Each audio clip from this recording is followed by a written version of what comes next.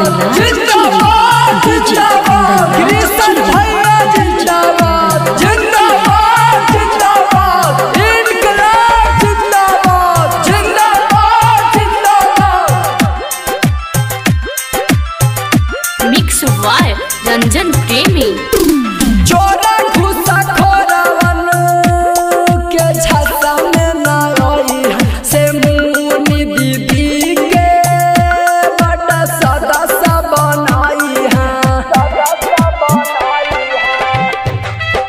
चोरवन माई मनवन के छाता में ना आई से कृष्ण भैया के बड़ा सदा से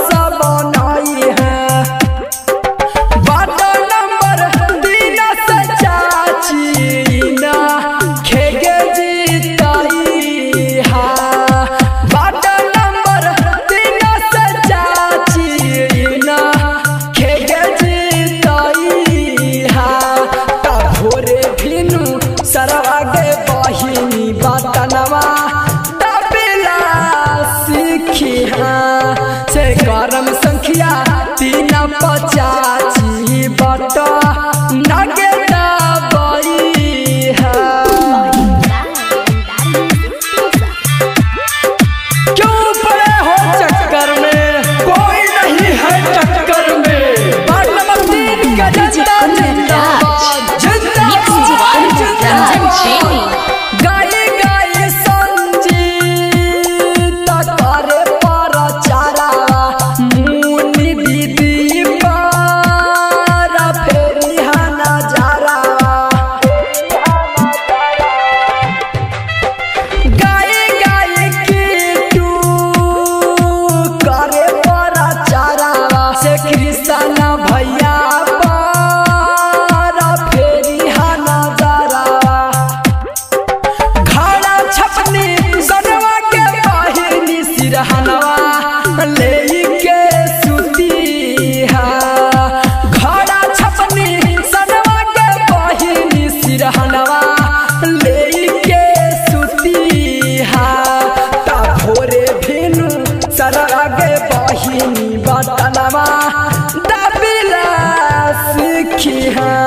से गरम संख्या